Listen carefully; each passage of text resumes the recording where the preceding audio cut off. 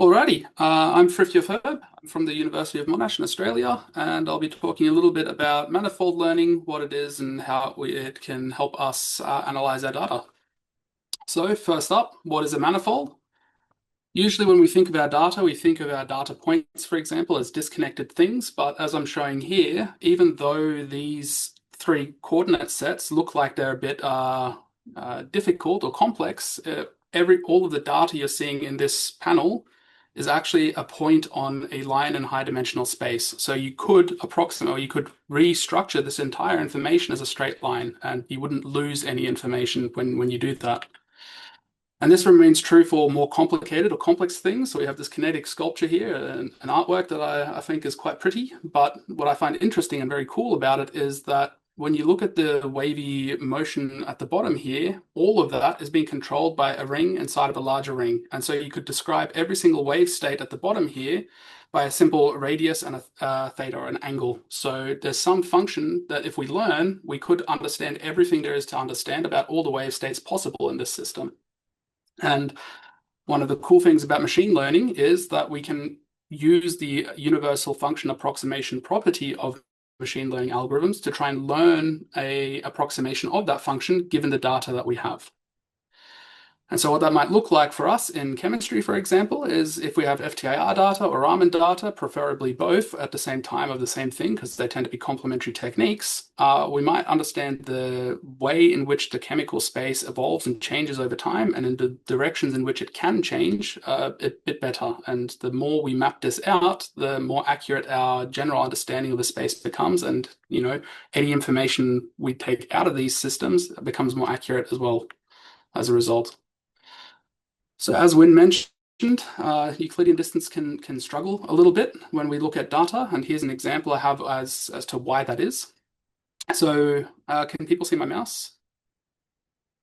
Yep, perfect. So we have linearly separable clouds of data, and we can draw a straight line separating the two things. Something like PCA can do a really good job of showing us how those clouds relate to one another, and you can see down to here what that first principal component looks like depending on the angle of that first principal component. And what PCA does for you is it finds the ideal angle for separating those clouds. And in higher dimensions, that intuition stays true. And the problem is that when you have data that's encapsulated or non-linearly separable from one another, based on whatever categories you're looking at, it doesn't matter what way you turn or twist this projection plane, there's no way to arrange the data in which you could separate those things. And that's why, encapsulated by circles isn't the only way data can relate. We have all sorts of weird and funky shapes and structures, many of them which we've never even seen and are so foreign and alien to us that we wouldn't even understand it's a solid shape. And the same remains true for other techniques like LDA. Anything that boils down to projecting your data down onto a flat plane will have the exact same problem. All you're really changing is how you're optimizing the angle of the plane you're projecting down onto, but if it's a straight line you're projecting onto, same problem persists. Again, same problem for ICA. So when our data starts getting complex, this is a bit of a problem, right? Sometimes you can apply something called a kernel trick, for example, which can, in ideal cases, find a way to project your data into a higher dimensional space where you can then linearly separate things. But we don't always know appropriate distance metrics, and we don't always know appropriate kernel tricks. So what do we do when we don't know these things? Well, why is it a problem first, I guess? So for us with FTIR data, when we have clean, well-behaved spectra from a single instrument, for example, and a single acquisition mode, we have these nice, clean, linearly separable data clouds. But once we start degrading data a bit, things get very wonky, and because of the high-dimensional nature of things, these things start to envelop one another, and they start, it looks more like a double helix in high-dimensional space than it does two separate lines or clouds. And the problem then becomes, how do you orient a flat plane to separate a double helix? You can't, right? And so we need something that can cut a double helix in half, something that can adapt to a corkscrew shape, among many other interesting shapes. And so things like MDS start coming in, so multi-dimensional scaling, which can separate these things for us. But one of the problems with MDS is, while local relationships are useful, global relationships are less useful. And it's demonstrated quite nicely here, where we can see that our two linearly separable points look no different than the two circular references. When we project down using MDS, they They don't look distinct from one another, but we can now draw straight lines between clusters to classify. Um, Same thing is true for, skipped one. So decision trees, similar thing. You're just trying to carve up the space using straight lines, but now you can use multiple straight lines, not just the one. And that should be playing. So when you carve up the space in this way and you do it enough times, usually you can approximate useful shapes to start classifying things. And if you combine a bunch of these and take averages, you get something called random forest, which sometimes is better, but as you can see here, sometimes is actually quite a bit worse because you're now getting what I call catastrophic breakthroughs, where you're getting areas where you're making very nonsensical decisions. K-nearest neighbors, a very cool algorithm. I'm quite fond of it, but like Wynne said, it's very expensive. But all you're really doing is you look at all the data you have and you look where your point lands, and then you just kind of label things based on how many points nearby have a specific label or type or name. It's very sensitive to hyperparameters though, so while cool and powerful, sometimes it still falls apart. Support vector machines, also very cool, but again, we're drawing straight lines and we're just having a look at which data points can we use to support decisions being made. So that's at the very end here, you can see which points are being used to make decisions. And if we apply something called an RPF kernel, we can start drawing wonky lines as well, which can be quite useful. The problem though is that we start calling the vast majority of space a specific class and then envelop everything else. And so these things can become quite brittle if our training data isn't varied enough to really make sure that the space that we're enveloping covers everything we can expect of a class. My personal favorite is an artificial neural network, which tends to try to extrapolate things, doesn't always do well, but it can do quite well even with very low amounts of data, provided that you've given it an inductive bias for the kinds of trends that are observed in the data. And so if we take an artificial neural network and we start to try and understand what things are or try to classify things, and if we peel all the neurons apart and start peering at what this network is doing, we can actually watch what happens while it trains.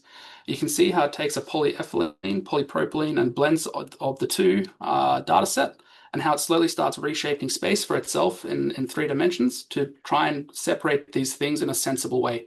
And over time, you get this nice curvilinear relationship between all the data points, which you can then use as a regression.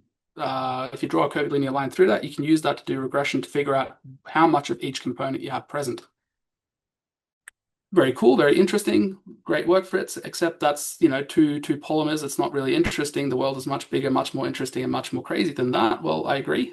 So let's do something more interesting. Let's start passing all of that data through something called an autoencoder, where we take our high dimensional data, squeeze it down to some lower dimensional state to get some numerical embedding or latent representation of our data, kind of like the embeddings Hannah was talking about before. Well, exactly the same thing, really. And so what you do is at the end, you take those embeddings and you task a different network with trying to reconstruct the original. You then have a look at the error between the two, sum that together, and then iteratively you can get this network to improve itself at the task. And eventually you have the internal bits where each of the points that you see here now are spectra, which have been very graciously donated by Wynne Kauger, who shared a huge data set with me, which made a lot of this possible. There's a lot of clever and funky math behind this, which I'm not going to bore you all with right now, but if you want to know more, feel free to email or read some papers I hope to be publishing soon. But what you can see is it organizes very quickly. So this is roughly 500-600 times real time. Times slower than real time. So you have to slow it down because it snaps into a solid solution extremely quickly. So what you see here is how it's organizing space. And what you see here is if I were to place a point anywhere in space, what would it be classified as? And what's really cool about this, in my opinion, is that A, zones tend to be bigger than the area where they are being put. 2, the interstitial regions between classes tend to be dark, giving epistemic humility. So if a point lands in between these points, we get a low confidence prediction in general. Same is true for areas which are largely empty and are devoid of any kind of evidence of any data falling there. So you can see over here, we don't have much data falling in this region. And so this entire region is just a low confidence mess and has good epistemic humility, which means we're not getting highly confident answers that are nonsense or not backed by evidence. Super useful properties. We blow that up a bit and have a look. we can have a look at how the data distributes throughout that latent space. And we can see that we get sensible clusters for the most part. Turns out there's a fair bit of Raman data in here as well, which forms, a chunk of the area. And, led me down this path of what if we co-register, what if we co-teach, but I guess that's a different talk. But what I find really cool about this is that when you constrain how and why it learns certain things and you enforce physically informed biases or inductive biases towards that learning, what you end up with is a nice continuous space in which you can interpolate between 2 points. So if I were to move from this point to this point in latent space and continuously reconstruct things using the decoding half of my network, I get a smooth continuous transition from this representation of polyethylene to this far more degraded version of polyethylene. And if you don't give it examples beyond that most degraded point, it simply continues the trend. So it has an expectation for what would happen if this thing were to continue along this path, which means you can start getting reasonable classifications and expectations for what trends might happen if the microplastic problem continues to develop and evolve, as it will. And as it continues to mature, as microbes continue to adapt, as we discover new degradation pathways, as new additives are put in, all of these things make the space more complex and complicated, which means models like this can be quite useful because it means we don't have to update our models as much, and we can get away where we can get more answers from less data, if that makes sense. Another cool property is because of how it works, and if you give it a physical or an inductive bias or for chemistry and stuff like that, it can start telling you when data doesn't fit expectations or doesn't match the evidence that it has. So if you have something in a data set, something like this labeled as polyethylene, if you enforce labels onto the latent space construction, it can still place it near polyethylene, but it'll place it fairly far away from the other polyethylene samples simply because it just simply doesn't look like the others. And that's a really useful property, especially when you have very strong large peaks, because when you normalize these features across domains, it means those large features can't dominate or dictate the entire course of discussion, and very small, subtle peaks can start contributing in a meaningful way. And yeah, that's pretty much it. So in total, when you use your latent space to regularize your data and then classify on that latent space rather than on the data directly, you remove a lot of the things that classifiers can latch onto, or noise that can confound reliable and accurate classifications. It will degrade, or its confidence in predictions, you can make sure that it degrades gracefully as it moves away from data or evidence that it's seen. It has, or from what I've seen so far, there's an ability to extrapolate trends, which is a kind of rare and kind of very special property. And you have the ability to reject data that lacks the required evidence. So if you have a few examples of a specific type of representation, but you're not too confident about it, you can simply say, things in this region I'm not confident about, this needs manual review, flag it, that kind of thing. It allows you to have very interpretable machine learning models, even neural networks, which are traditionally or conventionally seen as not interpretable. So overall, I think they're pretty cool. If you want to know more, feel free to email me. I'm more than happy to help learn more about and help implement this kind of thing. So that's it. Questions?